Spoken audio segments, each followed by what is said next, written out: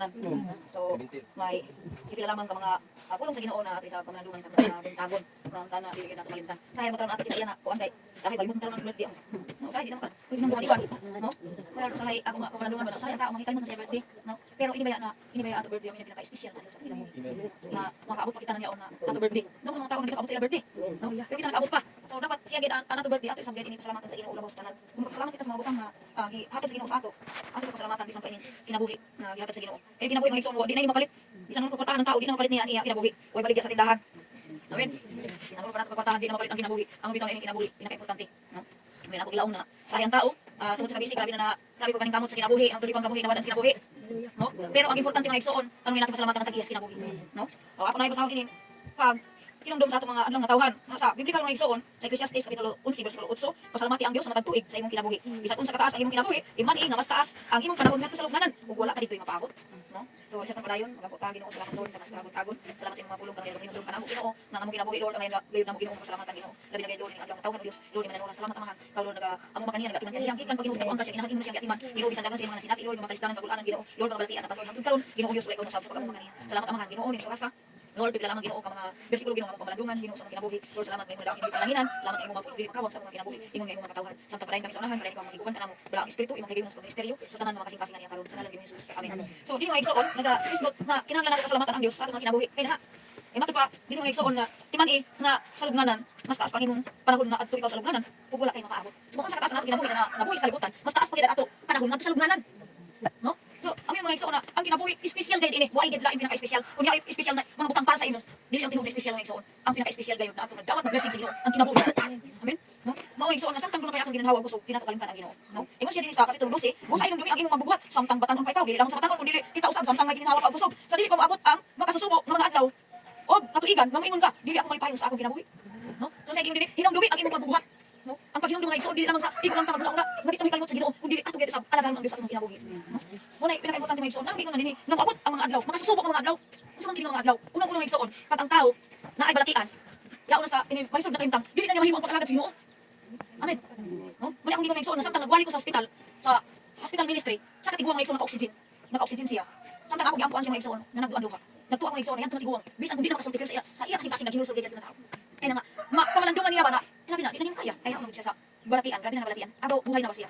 No? So ato yung duman mato pa hinumdum ang imong magbubuhat samtang batan-on pabot kasabot dili lang sa batan kun dili kusgaron bata mahimo pa nato ang pangalagad sa Ginoo ato malagaron ang Dios dili nato siya kalimtan mahimo buntag sa tanan no kaya naman moabot ang makasusubok ng mga adlaw mao ba usahay ang mahitabo mga igsoon sa atong kinabuhi na adisir ta makaingon nga Lord ako i-offer sa imo akong kinabuhi ako naging integral Ginoo kung naa ang tao sa 50-50 nga kahimtang dili nato nahulaton sa atong mga kinabuhi kitang tanan ani karon usa ni ka mapaggasig sa taos kanato dili nato hulaton na adisir ta magigsaad sa Ginoo mga lagad di matinudan kung mawad ang na og kinabuhi naa sa balatian no ikaduha mga igsoon makasusubok sa adlaw sa tao kung ang tao yaon tiguang siya ba ang panan ibang tao galang akong kawatan ayo lang tiguang no pero bisan unhon pa mga igsoon bisan pa unhon ang tao matiguang ngayon amen dako bitaw mga igsoon ang iban magtuhan ng mga mayrae isang ulo kay panpang bagnus kay para kay na mubata ang bayo mubata ang kutis o yaoy ana ba pero bisan unhon nato mga igsoon pagpahamis ang mga artista matiguang gid ang tao dili kay kapungan ang pagkatiguang amen amen ona andi ganahan matiguang bisan kun pagay matiguang kayon amen o kay bisan unhon pa nato pagbagnus magtugang sa tuig sa kinabuhi no dili kay diyon madasyan ang bisan kun pay tumaron moabot kay ang panahon hindi kita wag na makasusubok ang adlaw igsoon kini ang tao kung nasa balatian ikaduha kung ang tao tiguang na kung tiguangin ang tao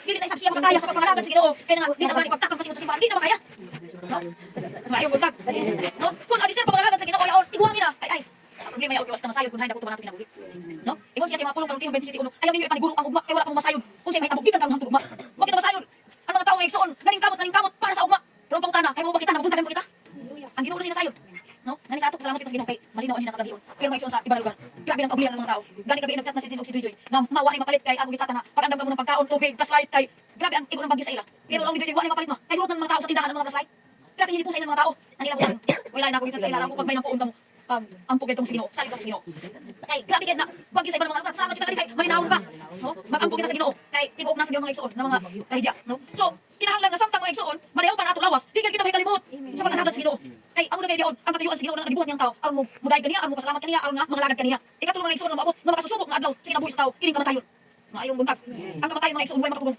no bisan pa unhon tanaw si Marcos grabe ito kakwartahan pero amo makapugong niya bahandi gipreserve pa niya lawas pero amo na gyapon di sa makaliho no sige da wanan sige da siguro yan to isprayan gipreserve pa niya lawas pero dili na kayon siya makaistorya kaya nga patay na no so ang kamatayon mga igsoon bisan unhon pa ng tao mo isang tao na mahadlokon. Bisan itong mga lumag unite, pangsungan kayo mga lumag kay basin ulo. No, yaw kay sabi ba na mahadlok sa ngit-ngit. Mahadlok niya ay mapatay. No, tingutan ako mapatay kay mahadlok. Pero ngayon mabot ang panahon bisa ko na to pagkahadlok na yaon. Mabot gyud sa kinabuhi. Mayo buntag. No? Ngayon dili na to pagkuna dito tayo sa ating kinabuhi, no? Matod pa sa 27, ang tanan kinahanglan mamatay sa makausa. Ug ang tanan ayon sa dinhi, ug tapos ni ana hukman siya sa Dios, no? So ang tanan mamatay sa makausa. Kaysa ang tao mapatay, ngayon mawa na niya kinabuhi, no? Pero ngayon usa ka maayong mabuta. Kung samtang doon na pay kinabuhi, ato ning ialagad sa Ginoo matindang. Kaya bisan mamatay ang tao, na ay kinabuhi walay katapusan, no? Ingon siya sa imapulong 136, kaya di ko mapagay sa kalibutan, kita na ang ngayon mga katawan. Ug tungod niini iyang gihatag ang iyang bugtong anak, si Jesus Christ nga gilansang ngadto sa krus tungod alang sa atong kalakasan. Ug ingon siya sa tanan nga ug midawat kaniya, gihatag niya tungod mahimong mga anak sa Dios. So dili ba tanan tao mahimong anak sa Dios? Kung ang mga tao ang dawat ng Ginoo sa Ginoo, dili ba sila anak sa Ginoo? Kaya nga deklarado ang pulong sa Ginoo. Juan 1:12. Sa tanan nga mituo midawat ni Jesus Kristo, gihatag niya sa katong mahimong anak sa Dios. No? Salamat nga di kay tanan sa kita mga anak sa Ginoo. Amen. No? Ato gayong bantay mga igsoon. Magkadaiya sa atong relihiyon kay pasilungan, pero isa na ang Ginoo nato gilagaran. No? Ami una kinahanglan sa pagpangalagad magkahius kita. Bahala kung nahain kita mga ragan, basta kay anato kinabuhi ato dili manunay integral isalig sa Ginoo. Kung salin sa ato mga inikuman, tanan ato mga pamilya, hinaot na ato nasiguro sa na ini ang panahon mga igsoon. Dili na ni panahon sa pagbaslide, may butag. No? Wala panahon sa pagsigog. No? Samtang mga igsoon tanaw na niya sa atuan sa inin sa mga wala man sa mga di pakita ba. Isa Amerikano mga igsoon, di kulintas gad niya nga hinimo siya ng modern tarpaulin.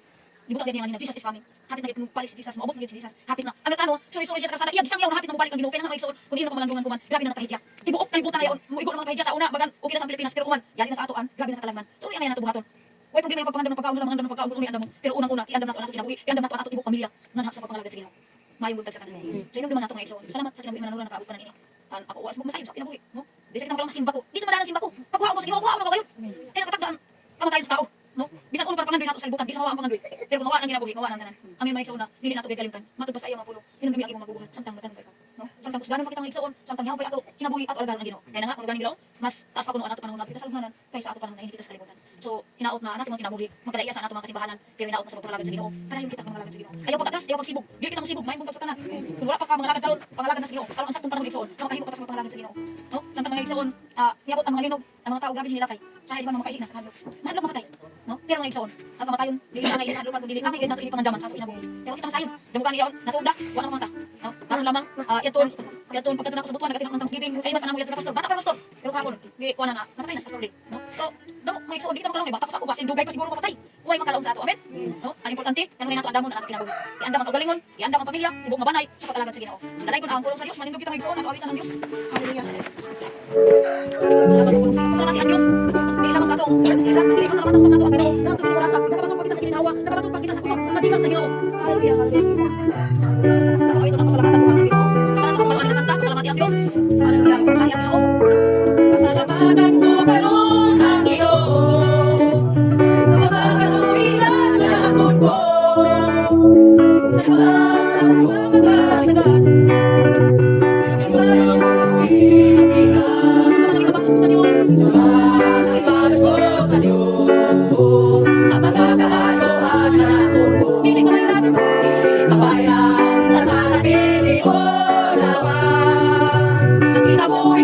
Ihalan ko kanimo naganang ng tagong kahulo magisabay mo ako o Ginoo sabi sa mo may magluba magisanan dito ako sa mga sa Diyos sa mga ibadas ko sa Diyos sa mga kaayuan na naipon mo hindi ka bayran sa sanapin mo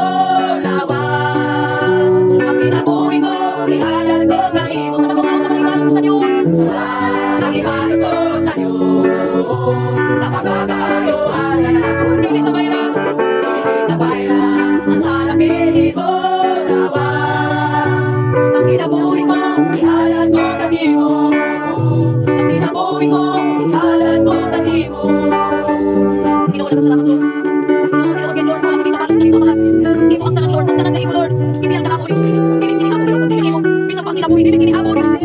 Sa Lord wala kami masigal kung kanimo mahal. Ginoo tabangin kami Dios. Nasabtan ko na pagginhawa. Samtang maayo mga amulawas Lord. Maalagad ka na mo Ginoo sa tinud nanay. Salamat Ginoo. Lord hari ang makasing-kasing. Hari Lord ang ibang tao pagkatao amahan. Ibutang sa makasing-kasing ko na una Ginoo. Ang mga nila ay pinaka-importante kung dili ikaw Ginoo.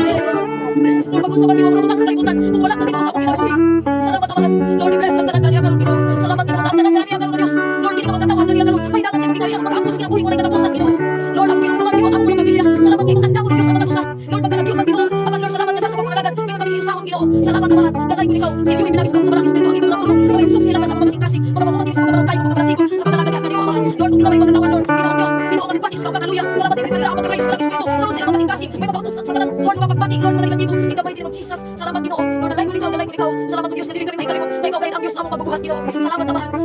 ko ikaw. Ako isa rin kanibang tanan pinagi sa daw sa ngalan ni Jesus. Amen. Ako balik sexy. Kaya naman talaga ang tanan. Ako sa Miss. Pasalamat sa ato. Yung kanan. Kay wala lain. Ang mga anak Kaya na to nga hina. Ini kanan gayon nga. Laon ko pa nagdalan kuan mga piso. Sinanay Nora. Tungod kay sa una nga panahon, anto kumang ang iya gayon kinabuhi. Dili kita saysay.